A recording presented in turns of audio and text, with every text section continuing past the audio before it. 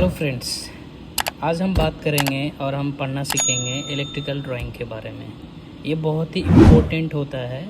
अगर आप एक इंडस्ट्री में काम करते हैं तो आपको इलेक्ट्रिकल डायग्राम आपको पढ़ने आना चाहिए, आपको समझ आना चाहिए। इससे आप अच्छे से काम कर सकेंगे। और अगर किसी इलेक्ट्रिकल इक्विपमेंट में प्रॉब्लम होता है मोटर में, तो आप अच्छे से उसे ट्रबल शूट कर सकते हैं। पहले बात करते हैं कि इलेक्ट्रिकल का जो पैनल होता है, उस पैनल में इलेक्ट्रिकल का कौन कौन से कंपोनेंट लगे होते हैं, उसका क्या सिंबल होता है, उसका क्या मतलब होता है। इससे आपको समझ में आएगा ड्राइंग में कि इस सिंबल का मतलब क्या है, ये कौन सा कंपोनेंट लगा हुआ है। तो हम बात करते हैं। हम सबसे पहले मोटर में यहाँ पे देखेंगे कि 21 डायग्राम है। ये देखें, बूस्टर पंप का ये डायग्राम है। अभी हम आगे चलते हैं। ये देखें, ये इलेक्ट्रिकल कंपोनेंट का ये पूरा सिंबल है। क्या क्या लगा हुआ, सर्किट ब्रेकर है, फिर सर्किट ब्रेकर ड्रॉट टाइप है। ये सिंबल का मतलब होता है ड्रॉट। मीन्स आप इस ब्रेकर को ड्रॉट मतलब राइक आउट कर सकते हैं, बाहर निकाल सकते हैं। ये स्विच का सिंबल है, ये कॉन्टेक्टर है, ये फ्यूज़ है, फ्यूज़ स्विच है, ये फ्यूज़ है, ये चेंज ओवर कॉन्टैक्ट है, एनो कॉन्टैक्ट और एनसी कॉन्टैक्ट। ये सारा जो भी ब्रेकर, ट्रांसफार्मर, ये देखें ट्रांसफार्मर का सिंबल है, ये मोटर का है, ये ओवरलोड रिले का सिंबल है। ये सारा मीन्स इलेक्ट्रिकल जितना भी पैनल के अंदर में जो कंपोनेंट लगा होता है ना, वो ड्राइंग में उसका सिंबल दिया रहता है। तो आप सबसे पहले वो देख लें ताकि आपको आगे समझ में आए कि इस सिंबल का मतलब क्या है, यहाँ पे लगा हुआ है। इसके लिए हर कंपोनेंट का, इलेक्ट्रिकल का जो कंपोनेंट का उसका सिंबल ड्राइंग में रहता है। तो आप उसे देख लें पहले और आपको समझ में आएगा। और मोस्ट इम्पॉर्टेंट बात ये है कि आपको एनओ और एनसी का पता होना चाहिए। ये बहुत ज़रूरी है। आपको एनओ और एनसी का पता है तो आप इजीली समझ पाएंगे। तो अगर आप सीखना चाहते हैं, आपको अगर इंटरेस्ट है इंडस्ट्रियल और इलेक्ट्रिकल के बारे में जानने का और सीखने का, तो हमारे चैनल पे जुड़े रहें। हमने और भी वीडियो अपलोड किए हैं, तो आप जाएं हमारे चैनल पे जा कर के सारे वीडियो को वॉच करें और सपोर्ट करें, हमारे चैनल को सब्सक्राइब करें। तो चले हम आगे बढ़ते हैं। ये पैनल का डायमेंशन है, पैनल बोर्ड का। ये पैनल बोर्ड का डायमेंशन है। ये वेंट का फ़ैन है, 4 वेंट का फ़ैन लगा हुआ है। ये HMI है, ये पैनल का डोर है। और ये साइज़ है 140 इंटू 120 इंटू 40 सेंटीमीटर। ये पैनल का साइज़ है, पूरा डायमेंशन। ये पैनल के अंदर का है।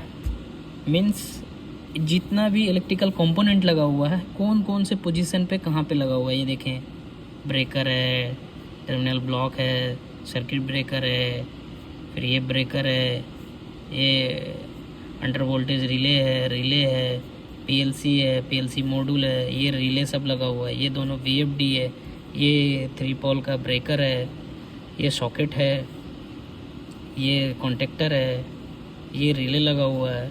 और ये टर्मिनल ब्लॉक्स है, X1, X2 और X3। ये टर्मिनल ब्लॉक्स मीन्स यहाँ से जितना भी कंट्रोल आउटपुट जा रहा है, पावर सप्लाई हो या वायरिंग, कंट्रोल का वायरिंग हो, ये सब इस टर्मिनल ब्लॉक से फील्ड में जाएगा इलेक्ट्रिकल इक्विपमेंट को इनर्जाइज और डी एनर्जाइज करने के लिए, जो भी। अभी आगे देखते हैं। अभी आप यहाँ पे देखें, ये लिखा हुआ है सिंगल ले डायग्राम। तो अभी इसे हम पढ़ते हैं। ये इनकमर सप्लाई आया है, ये न्यूट्रल हो गया और ये फेस हो गया लाइन। ये मेन ब्रेकर देखें आप, Q0। ये Q0 ब्रेकर में, ब्रेकर के थ्रू ये 2 ब्रेकर लगा है। ये दोनों ब्रेकर में पैरेलल में कनेक्ट है, ये GV1 और GV2। ये VFD के थ्रू, C1 के थ्रू VFD से आउटपुट जो निकला है वो कॉन्टेक्टर का C1 में गया है, उसके बाद आगे मोटर में चला गया है। ये GV2 same power supply C2 के थ्रू ये चला गया। अभी आपको ये आगे हम बताते हैं कि आगे क्या, क्यों यहाँ पे 2 ब्रेकर यूज़ किया है, क्यों यहाँ पे 2 कॉन्टेक्टर यूज़ किया है, VFD के बाद 2 कॉन्टेक्टर यूज़ किया, हम आगे बात करेंगे। सेम है क्योंकि हमारे पास 2 मोटर लगा हुआ है, तो ये 4 ब्रेकर हो गया और 4 कॉन्टेक्टर हो गया, पावर कॉन्टेक्टर। और ये देखें, ये सप्लाई आगे चला गया नेक्स्ट पेज पे, ये नेक्स्ट पेज पे चला गया। यहाँ सारा डिटेल होता है ब्रेकर का, मोटर का। 11 किलोवाट का मेरा मोटर है, रेटेड करंट कितना है मोटर का, ब्रेकर का रेटेड करंट कितना है, ब्रेकर का रेटेड वोल्टेज कितना है, ये सब यहाँ पे डिटेल्स। यहाँ देखें, ये पावर वायरिंग डायग्राम है, मोटर का पावर वायरिंग का ये डायग्राम है। डायग्राम में पावर वायरिंग का डायग्राम होता है इसमें, और कंट्रोल का डायग्राम होता है। तो ये पावर का है। अभी हम देखते हैं, यहाँ से स्टार्ट करते हैं। ये L1, L2 और L3 और न्यूट्रल। ये सप्लाई सिंगल लाइन डायग्राम जो हमने दिखाया वहाँ से इस ब्रेकर में आ रहा है। ये देखें ब्रेकर नंबर, चलिए हम जूम करके दिखाते हैं आपको। ये देखें ब्रेकर नंबर QM 3 पोल 100 एम्स का ब्रेकर है। ये ब्रेकर का 2 में, 4 में और 6 में कनेक्ट है ब्रेकर का टर्मिनल। और ब्रेकर का टर्मिनल आउटपुट से 1, 3 और 5 से आउट निकला है। जब ये ब्रेकर एनर्जाइज होगा तो आउटपुट 1, 3 और 5 से होते हुए इधर को आएगा। अभी आप देखें, यहाँ पे Q1 ब्रेकर लगा हुआ है, उसका 1 में आया, 3 में आया और 5 में आया। आउट 2 से हुआ है, 4 से हुआ है और 6 से हुआ। ये ब्रेकर का टर्मिनल नंबर है। अभी ये ब्रेकर क्या है, 20 to 25 एम्स का ये रेटेड करंट। मीन्स आप 20 से 25 तक इस ब्रेकर को, इसका करंट को एडजस्ट कर सकते हैं। इतना तक, इस लास्ट 25 तक आप इसको एडजस्ट कर सकते हैं, 20 से लेके 25 तक। अभी ये यहाँ से ये पावर सप्लाई आ रहा है। ये 10 स्क्वायर mm का ये केबल है। ये केबल का साइज़ है 10 mm का, ये केबल का साइज़ है जो ब्रेकर से आउटपुट VFD में आया। ये VFD का RST मीन्स RST ये कनेक्ट हुआ है VFD का टर्मिनल नंबर में, RST में कनेक्ट हुआ है। मीन्स आप ऐसे भी समझ सकते हैं RYB, ये RYB समझ सकते हैं आप, RST भी। और VFD से ये आउटपुट निकला है U, V और W, जो कि VFD देखें 11 किलोवाट का रेटेड है, 380 वोल्ट है। ये VFD से आउटपुट निकला है जो कि C1 कॉन्टेक्टर में आया। C1 का कॉन्टेक्टर नंबर 1, 2, 3, 4, 5 और 6। मीन्स VFD से जो आउटपुट आया है वो पावर कॉन्टेक्टर का 1 में और 3 में और 5 में कनेक्ट हुआ है। अब जब ये कॉन्टेक्टर एनर्जाइज होगा, मीन्स पिकअप करेगा, तो उसका 2, 4 और 6 से पावर सप्लाई होते हुए ये मोटर में चला जाएगा। ये मोटर का देखिए सिंबल होता है ड्राइंग में इस तरह से, M का मतलब मोटर, और 3 और ये सिंबल इलेक्ट्रिकल का है।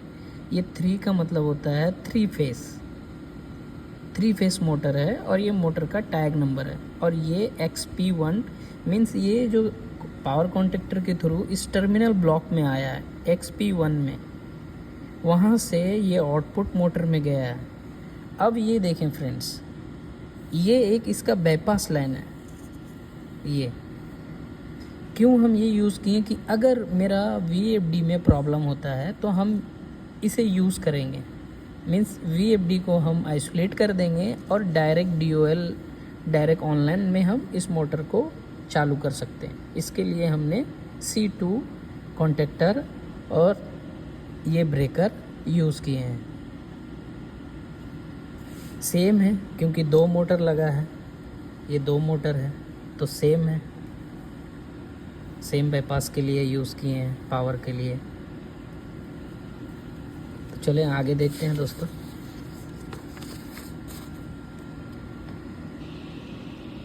ये हमारा पावर सप्लाई आप देखे थे, यहाँ देख पीछे वाली ड्राइंग में दिखाते हैं। ये पावर सप्लाई, ये एरो का मतलब होता है कि आगे जा रहा है, नेक्स्ट पेज में जा रहा है ये पावर सप्लाई। तो नेक्स्ट पेज हम यहाँ आ जाते हैं, नेक्स्ट पेज पे। अभी यहाँ देखें, यहाँ कंट्रोल वायरिंग लिखा हुआ है, ये देखें कंट्रोल वायरिंग। अभी ये पावर सप्लाई 3 फेस और न्यूट्रल ये यहाँ आया है। अभी यहाँ से ये 3 फेस ये अंडर वोल्टेज रिले में गया है, क्योंकि हम वोल्टेज को मॉनिटर करेंगे। अगर अंडर वोल्टेज रिले का मतलब क्या है कि अगर वोल्टेज ज़्यादा हो जाता है या वोल्टेज कम हो जाता है, तो ये हमारा आगे इलेक्ट्रिकल इक्विपमेंट जो हमारा मोटर लगा हुआ है उसके प्रोटेक्शन के लिए हम यूज़ किए हैं कि वो ख़राब ना हो जाए, उसके प्रोटेक्शन के लिए यूज़ किए। तो उस रिले में ये 3 फेस आया है, ये देखें, ये L1 L2 और L3। उस रिले से 1 और 2 और 3 हमने 2 यूज़ किया है, 1 और 2। 2 को हमने ये रिले है CR, ये 2 नंबर से जो पावर सप्लाई निकलेगा वो जाएगा रिले का 11 और 14 में, और ये 1 जाएगा CR। मीन्स जब ये रिले इनर्जाइज होगा तो वही आगे कंट्रोल सप्लाई आगे फीड करेगा, क्योंकि इस रिले को एक्टिवेट करने के लिए ये under voltage relay healthy condition में होना चाहिए, मीन्स अंडर वोल्टेज होना चाहिए।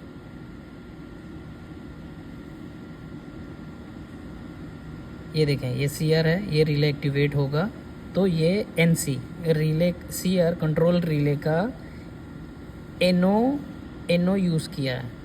ये 11 में कनेक्ट हुआ है और 14 से आउटपुट निकला है, जो कि चला गया आगे 220 वोल्ट।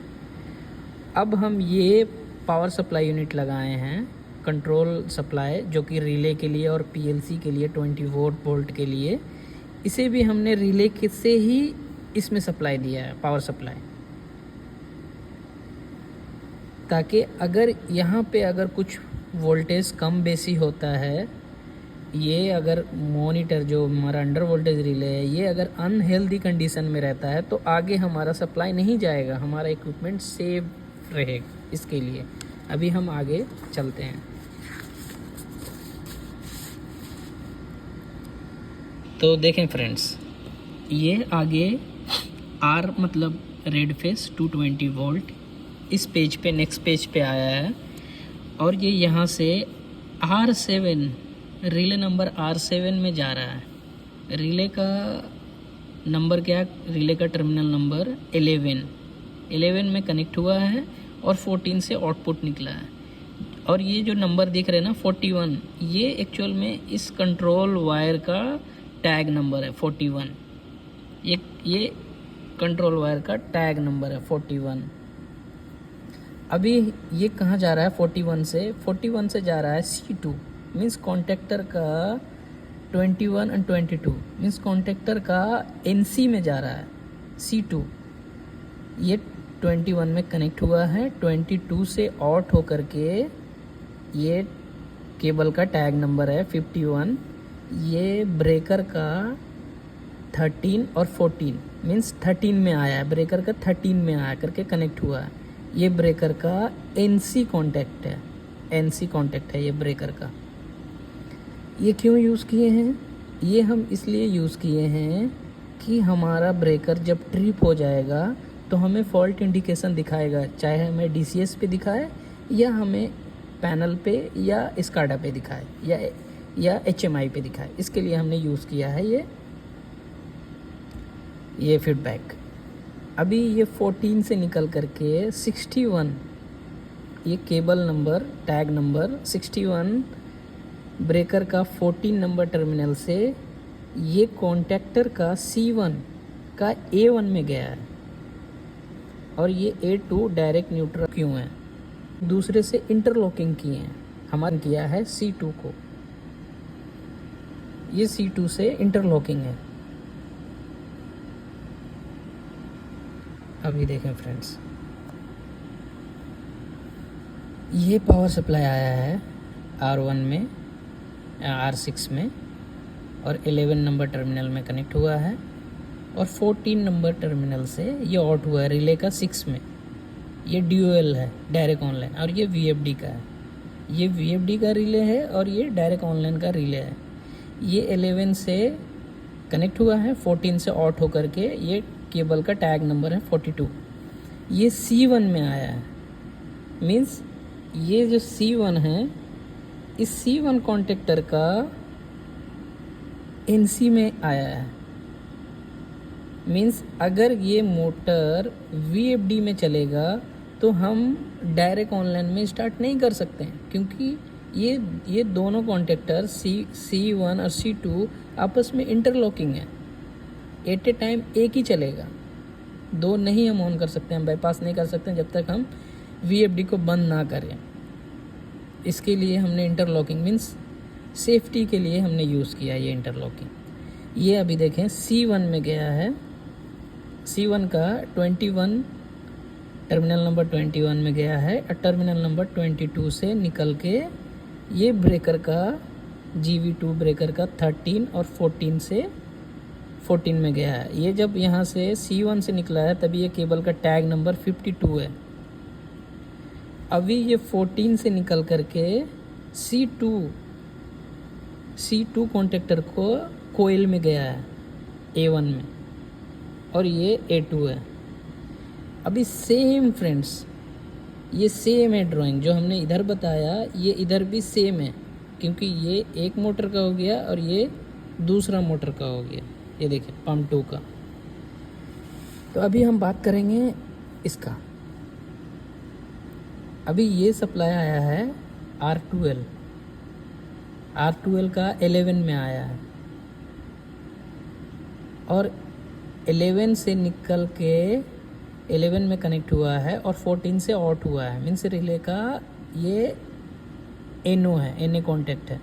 जब ये रिले इनर्जाइज होगा तो यहाँ से सप्लाई होते हुए ये केबल का टैग नंबर है 71, ये X2 टर्मिनल में जाएगा, टर्मिनल नंबर X2 में जाएगा और ये वाल्व को ओपन करेगा। ये रिसाइकल मोटराइज वाल्व है। ये वाल्व तब ओपन होगा जब इसका हाई प्रेशर हो जाएगा, तब ये वाल्व ओपन होगा। मीन्स रिले का 12 नंबर से मोटर को ओपन करा रहा है और रिले नंबर 12 है उसका NC कॉन्टैक्ट से ये मोटर को क्लोज करा रहा है। मीन्स ये रिले का NO कॉन्टैक्ट और ये रिले का NC कॉन्टैक्ट। समझ गए फ्रेंड्स? मीन्स ये रिले का 11 में कनेक्ट हुआ NO में, और ये सप्लाई रिले 12 सेम रिले उसका 11। मीन्स ये दोनों पैरेलल में है। ये जब रिले एक्टिवेट होगा, ये R12 जब एक्टिवेट होगा तो ये वाल्व ओपन हो जाएगा। मीन्स नॉर्मल कंडीशन में ये वाल्व क्लोज रहेगा, और ये जब रिले एक्टिवेट होगा तो ये वाल्व ओपन हो जाएगा। अभी आगे देखें फ्रेंड्स, ये सप्लाई 220 C1 का मीन्स C1 मतलब C1 कॉन्टेक्टर का NO कॉन्टैक्ट में 11 में आया है। 11 में ये देखें NO कॉन्टैक्ट है और 12 से आउटपुट गया है C1। ये जा रहा है फ़ैन में। जो पैनल में हमने 4 फ़ैन दिखाया था ना स्टार्टिंग में, वो फ़ैन के लिए। जब ये हमारा इक्विपमेंट रन में रहेगा, मीन्स हमारा मोटर, ये देखें motor C1 C2 C3 C4, जब हमारा मोटर चलता रहेगा, अगर पंप 1 चल रहा है और पंप 2 चल रहा है तो ये हमारा इसमें से 2 फ़ैन हमेशा कंटिन्यूसली ऑन रहेगा, क्योंकि हमने कॉन्टेक्टर C1 का NO यूज़ किया है। जब कॉन्टेक्टर पिकअप करेगा, एक्टिवेट होगा तो ये क्लोज़ हो जाएगा, और ये क्लोज़ होगा तो ये फ़ैन ऑन हो जाएगा। नॉर्मल कंडीशन में जब मोटर ऑफ रहेगा तो ये फ़ैन भी ऑफ रहेगा। अभी हम आगे देखते हैं, ये सप्लाई आगे जा रहा है। ये देखें लिखा हुआ पैनल का फैंस। ये PLC का डायग्राम है। ये देखें PLC1, यहाँ देखें सबसे पहले यहाँ पढ़ें आप PLC डिजिटल इनपुट। अभी ये PLC का इनपुट है, अभी पीएलसी में इनपुट कहाँ से आ रहा है, कौन सा स्विच से आ रहा है, वो हम देखते हैं और आपको बताते हैं। ये देखें, जूम करके दिखाते हैं। ये देखें I0.0, ये इनपुट, ये केबल नंबर है 11। ये इनपुट कहाँ से आ रहा है, R1 से। R1 का 14 से आ रहा है, R1 का 14 में कनेक्ट हुआ है। ये R1 का 14 NO कॉन्टैक्ट है, ये NO कॉन्टैक्ट है R1 में। ये देखें, ये कहाँ से आ रहा है, फीड वाटर लो लेवल। जब हमारा लो लेवल होगा, मीन्स लेवल स्विच लगा हुआ है फील्ड में, जब वाटर का लेवल लो होगा तो वो स्विच एक्टिवेट हो जाएगा और ये रिले में आएगा, और ये रिले एक्टिवेट होगा तो ये सप्लाई इनपुट हमारा पीएलसी में इनपुट आ जाएगा और मोटर स्टार्ट हो जाएगा और मोटर चालू हो जाएगा। अभी ये देखें I0.1 सेम है, केबल नंबर है ये, टैग नंबर 12, R2 का 14 में आया है और R2 का 11 में आया। फील्ड से 11 में R2 का 11 में आया है और ये फील्ड में कहाँ से आ रहा है, प्रोडक्ट वाटर हाई लेवल। जब ये हाई लेवल होगा तो R2 एक्टिवेट हो जाएगा। जब ये लेवल स्विच एक्टिवेट होगा तो R2 एक्टिवेट हो जाएगा, और R2 जब एक्टिवेट होगा तो इसका NO कॉन्टैक्ट है, ये क्लोज हो जाएगा। ये जब क्लोज होगा तो पीएलसी को इनपुट मिल जाएगा। अब इनपुट जब इसको मिलेगा तो ये मोटर को बंद कर देगा क्योंकि हाई लेवल का है। अभी ये देखें, ये कॉमन प्रेशर स्विच है। ये प्रेशर स्विच तब एक्टिवेट होगा जब हाई प्रेशर होगा। सेम है, ये प्रेशर स्विच का इनपुट आया R3 में, relay number R3, cable number terminal number 11 और 14 से आउट हुआ है, और केबल का नंबर 13 है। ये प्रेशर स्विच जब एक्टिवेट होगा हाई प्रेशर पे, ये रिले R3 जब प्रेशर स्विच से फीडबैक आएगा फील्ड से तो ये रिले R3 एक्टिवेट हो जाएगा। जब ये रिले एक्टिवेट होगा तो रिले का कॉन्टैक्ट ये क्लोज पोजीशन पे चला जाएगा, और ये जब क्लोज पोजीशन पे आएगा तो पीएलसी को इनपुट मिल जाएगा और मोटर फिर स्टॉप हो जाएगा। यही लॉजिक है। सेम यहाँ भी pump 1 pressure switch, pump 2 pressure switch, same यही लॉजिक है कि अगर प्रेशर हाई होता है तो ये प्रेशर स्विच एक्टिवेट जब होगा हाई प्रेशर पे, ये रिले नंबर 4 को एक्टिवेट कर देगा, और ये रिले का 11 कॉन्टैक्ट नंबर 11 में कनेक्ट है, इसमें टर्मिनेशन किया गया है, और रिले का R4 का टर्मिनल नंबर 14 से आउट होकर के पीएलसी में इनपुट मिल जाएगा। हाई प्रेशर स्विच, ये भी प्रेशर स्विच है। जब ये हाई हो जाएगा, ये पंप 1 का है, ये पंप 2 का है, और ये कॉमन स्विच है। तो हमने पीएलसी का भी देख लिया कि पीएलसी में इनपुट कैसे आता है और कहाँ से आता है और कैसे एक्टिवेट होता है। हम रिले के थ्रू यूज़ करते हैं पीएलसी का इनपुट और आउटपुट। ये पीएलसी के सेफ्टी के लिए है कि रिवर्स वोल्टेज ना आए जिससे हमारा पीएलसी डैमेज हो सकता है। इसके लिए हम रिले यूज़ करते हैं, इनपुट आउटपुट। फ्रेंड्स, हमने इस वीडियो में पावर डायग्राम कैसे पढ़ा जाता है वो सीखा, और कंट्रोल वायरिंग डायग्राम कैसे पढ़ा जाता है वो सीखा, और रिले लॉजिक क्या है वो सीखा। रिले का NONC कैसे काम करता है उसके बारे में हमने बताया आप लोगों को, और पीएलसी का इनपुट आउटपुट लॉजिक क्या है उसके बारे में हमने बताया आपको। अगर हमारा ये वीडियो अगर आप लोगों को अच्छा लगे और हमसे जुड़े रहना चाहते हैं, हमारे चैनल पे जाएं, हमारे चैनल को सब्सक्राइब करें और बेल आइकन को दबा दें। हमारे चैनल पे इलेक्ट्रिकल से रिलेटेड और भी वीडियो है तो आप वॉच कर सकते हैं। अगर आपको पसंद आए तो लाइक, कमेंट, शेयर ज़रूर करें, और हमसे जुड़े रहने के लिए थैंक यू सो मच। मिलते हैं फिर नेक्स्ट वीडियो में।